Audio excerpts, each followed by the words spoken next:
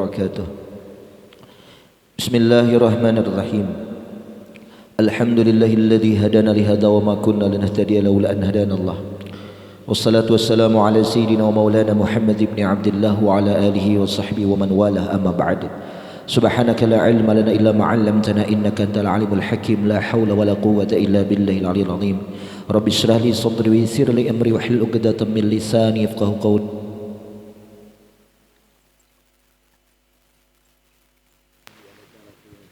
Ahlan nur. Qala Allah Ta'ala fi Qur'anil Karim. Bismillahirrahmanirrahim. Tilkar rusulu faddalna ba'dahum 'ala ba'd wa minhum man kalamahullah. Al-ayah. Hadirin wal hadirat rahimani wa rahimakumullah. Alhamdulillah kita dikumpulkan oleh Allah Subhanahu wa taala di tempat yang penuh dengan kemuliaan, penuh dengan barakah, penuh dengan rahmat. Karena Imam Jalaluddin As-Suyuti pernah berkata di dalam kitabnya Asy-Syama'il fi Al-Wasail fi Syarhi Syama'il, ma min baitin aw makanin aw masjidin quri'a fihi maulidun nabi sallallahu alaihi wasallam illa haffat alaihimul malaikah birrahmah.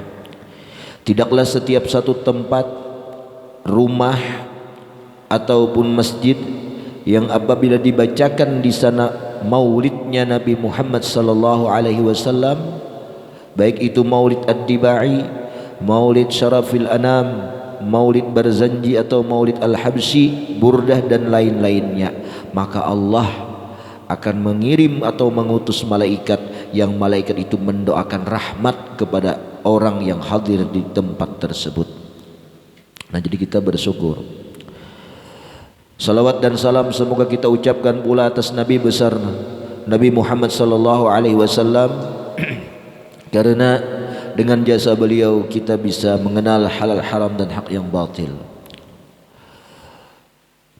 Allah berfirman di dalam Al-Quran yang artinya, mereka-mereka para rasul-rasul faddalna, kami berikan kelebihan, kata Allah, ba'dahum, akan sebahagian yang lain dengan orang yang lain daripada mereka-mereka itu. Jadi para rasul sebahagian dengan sebahagian yang lain, mereka itu mempunyai tingkatan masing-masing.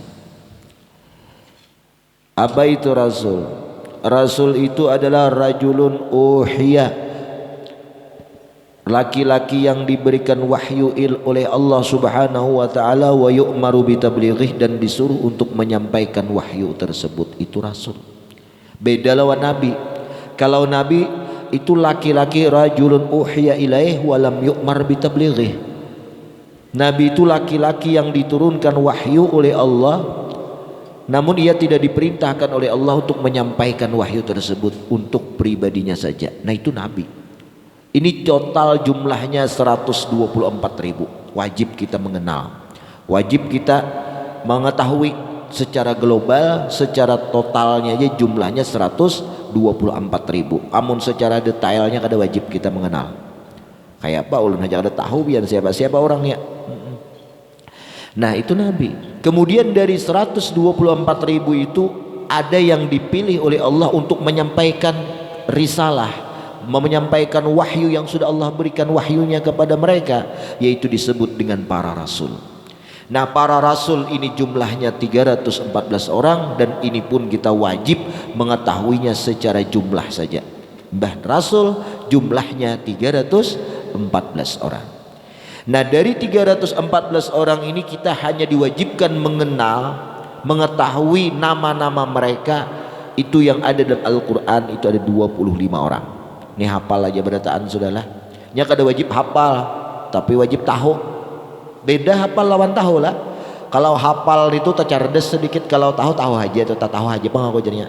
Hafal aja orang Nabi 25, mun hafal kada, tapi tahu. Maksudnya kayak apa? Kalau hafal tuh kau menyebutkan Adam, Idris, Nuh, Soleh sampai kepada Nabi Muhammad. Nah, kalau orang nang mengetahui itu, mun secara menyebutkan bisa tak paling-paling. Kadang kau bahkan menyebutkan, tapi amun disebut orang ini Nabi lah aja, orang Zulkifli, Nabi.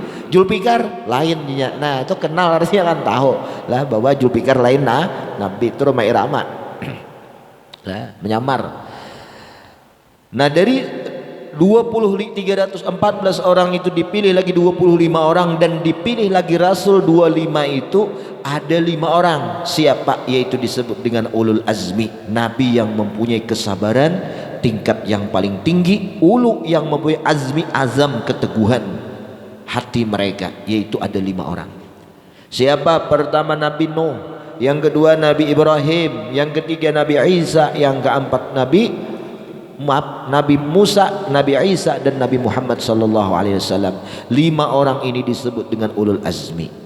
Nah, ini diberi Allah, masing-masing mereka itu mempunyai kelebihan dan bertingkat-tingkat sesuai tingkatan mereka. Dari 5 orang itu Allah pilih nabi yang paling mulia, yang paling afdal, yaitu Nabi Muhammad sallallahu alaihi wasallam. Tilkar rusul faddalna ba'dahum ala ba'd. Kami lebihkan sebahagian mereka dengan sebahagian yang lain. Ini yang 314 ini dilebihkan daripada para nabi. Kemudian dipilih 25 orang, dilebihkan dari yang lainnya. Dipilih lagi 5 orang, dilebihkan dari yang lainnya. Dipilih lagi 1 orang. Siapa paling diabdal, paling dilebihkan? Yaitu Nabi kita Muhammad sallallahu alaihi wasallam. Wa huwa asyraful khalaiq.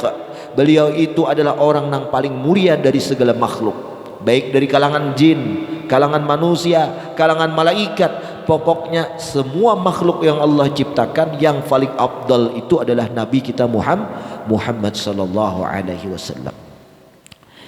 Itulah kelebihan Rasul Nabi kita Muhammad sallallahu alaihi wasallam. Saking afdalnya, saking lebihnya, Nabi Musa pernah membaca di dalam kitab Taurat beliau. Kata Nabi Musa, aku menemukan di dalam Taurat akan ada nanti seorang nabi dan rasul yang beliau itu adalah seabdal-abdal nabi dan umatnya semulia-mulia umat. Nah, di sini Nabi Musa kepengen ingin menjadi bahwa diri Nabi Musa menjadi nabi yang abdal itu. Ya Allah, ij'alni minhu, jadikan ulun ya Allah nabi nang paling abdal tersebut. Oh Musa, walakat jaffal kalam sudah kering, tinta sudah kering, kadakawa sudah kutentukan orang nang menjadi nabi itulah Nabi Muhammad sallallahu alaihi wasallam. Tapi Musa kada sampai situ aja meminta. Namanya kalimullah, pemandir orangnya. Nabi Musa berkata kepada Allah, meminta kembali, ya Allah, ij'alni min ummatih, jadikan ulun daripada umat Nabi tersebut. Umat Nabi kita Muhammad sallallahu alaihi wasallam. Coba kita lihat. Nabi Musa seorang nabi, rasul, ulul azmi, kalimullah, pangkat beliau itu rela beliau mengorbankan pangkat beliau asalkan jadi umat Nabi kita Muhammad sallallahu alaihi wasallam. Karena apa? Karena Nabi Musa mengetahui keistimewaan umat Nabi kita. Karena Nabi Musa mengetahui bahwa Nabi kita tuh kada rela satupun dari umatnya yang ada sampai masuk neraka. Nah itu. Kada kayak nabi-nabi yang lain. Jangankan memberi syafaat kepada orang lain, di hari kiamat itu mereka mengatakan kepada umatnya nafsi-nafsi, tapi hanya Nabi kita yang mengatakan analaha, analaha, analaha, aku yang menjamin mereka. Nah, disitulah Nabi Musa menginginkan kedudukan menjadi umat Nabi kita Muhammad sallallahu alaihi wasallam. Apa kata Allah? Ya Musa, khudh ataituka wa kun minasyakirin. Ambil Musa pangkat yang sudah keberikan. Ambil Musa, ikam sudah jadi nabi, sudah jadi rasul, jadi kalimullah ulul azmi. Ambil itu. Jadilah engkau hamba yang bersyukur. Syukurin yang ada aja bahasa kita. Nah, ada kawai aja Musa kok. Sudah. Nah, sekarang pertanyaan kita, arahkan kepada kita. Pernahkah kita meminta kepada Allah agar dijadikan sebagai umat Nabi? Kada pernah lah. Tapi ternyata kita mencuplak lahir dari rahim mama kita, hidup di zaman Nabi pulang, di zaman setelah Nabi dan menjadi umat Nabi. Alhamdulillah, mudah-mudahan kita termasuk ummatul ijabah, umat yang memperkenankan panggilan Nabi Muhammad sallallahu alaihi wasallam. Nah, ini nikmat yang begitu besar. Dalam kitab An-Ni'matul Kubra 'alal Alam, itu karangan Imam Ibnu Hajar Al-Haytami, wa huwa, dan itu Rasul sallallahu alaihi wasallam an-ni'matul uzma, nikmat nang paling besar 'alal alam, atas seluruh alam semesta. Bukan hanya untuk umat Nabi kita Muhammad saja, tapi seluruh alam semesta, jin, manusia dan malaikat dan seluruh makhluk Allah. itu Nabi kita merupakan nikmat atau karunia pemberian daripada Allah Subhanahu wa taala. Nah, untung kita. Untung. Kenapa kita untung? Sabuting aja kita ini sebagai umat Nabi kada rela Nabi itu sampai kita ini masuk neraka, kada rela. Asal kita ummatul ijabah. Ini umat ini ada dua pian. Ada ummatul dakwah, ada ummatul ijabah. Ummatul dakwah itu umat yang hidup setelah Nabi kita Muhammad yang mereka itu kena dakwah.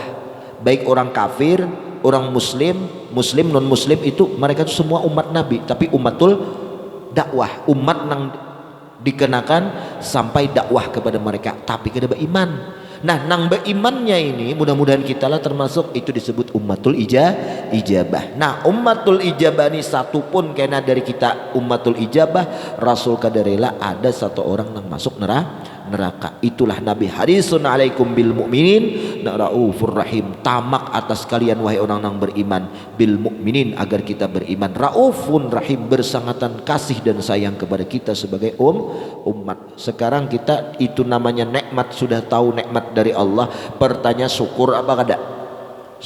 Syukur.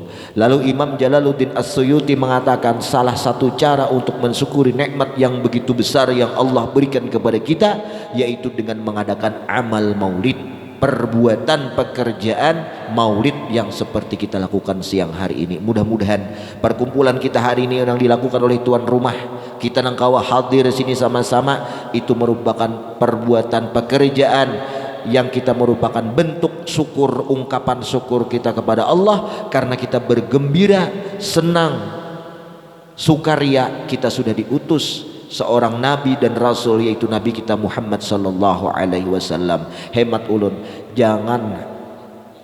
ulun jangan sampai kita setiap tahunnya itu jangan kada bermaulidan lah.